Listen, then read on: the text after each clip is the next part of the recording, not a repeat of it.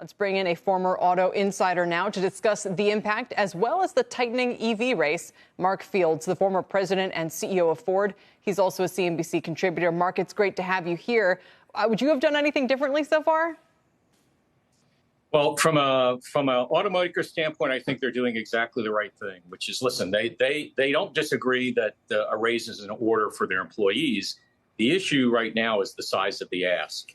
And, what they want to do is they want to make sure they have a fair agreement for both their employees, but also the company, so it doesn't really cripple them with uncompetitive labor costs, particularly as they face off with EVs, with folks like Tesla and some of the other new startups. So I think they're doing exactly the right thing. They're getting more aggressive with their communications because, the UAW has been out there with a very unconventional approach on talking about the status of the negotiations. And, you usually do have a degree of rhetoric during negotiations, but this has been over the top. And I think the automakers now are starting to fight fire with fire and lay out their view of the status of the negotiations and how important it is to keep their business competitive, but also make sure their employees are rewarded with record contracts. I was somewhat surprised to see, Mark, in some of the requests, I'll call them that, of the UAW, that the company's return to a traditional pension plan, a defined benefit plan.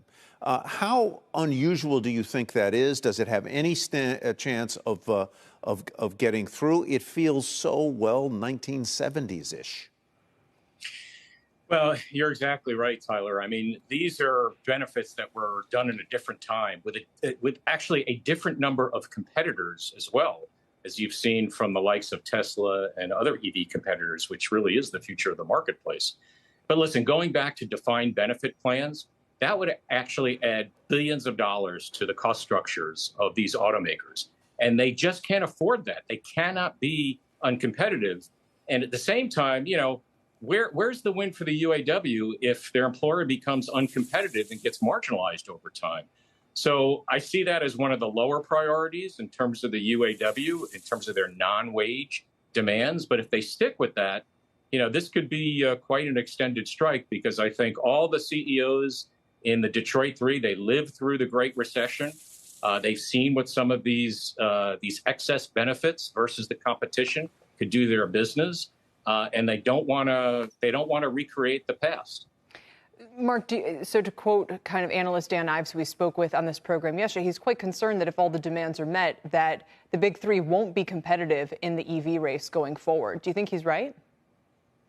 Well, I think if you take at face value all of the demands that the UAW is making, and keep in mind, Kelly, I mean, this is about negotiations. So, of course, you put all of your demands out there, understanding that you won't get all of them. But, hypothetically, if they were to get all they wanted in their demands, I mean, it would make the automakers extremely uncompetitive versus the likes of Tesla. I mean, right now you have about a $20 an hour difference in the labor costs between the Detroit Three and Tesla.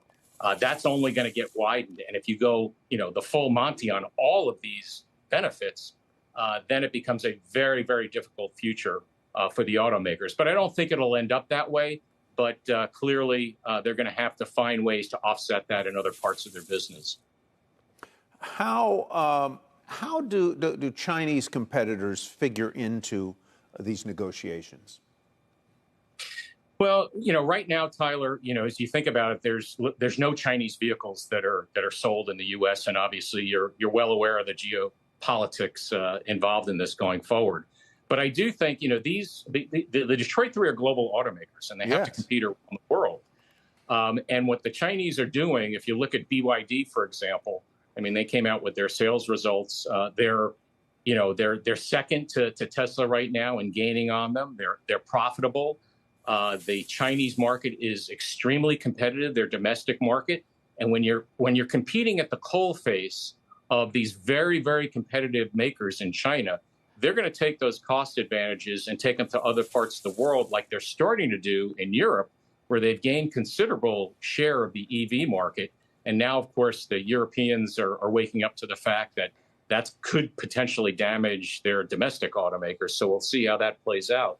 But nonetheless, they are kind of setting the pace, if you will, for EV costs around the globe. Yeah, it's a really interesting time in the business where you've made your career. Mark Fields, thank you very much. We appreciate it.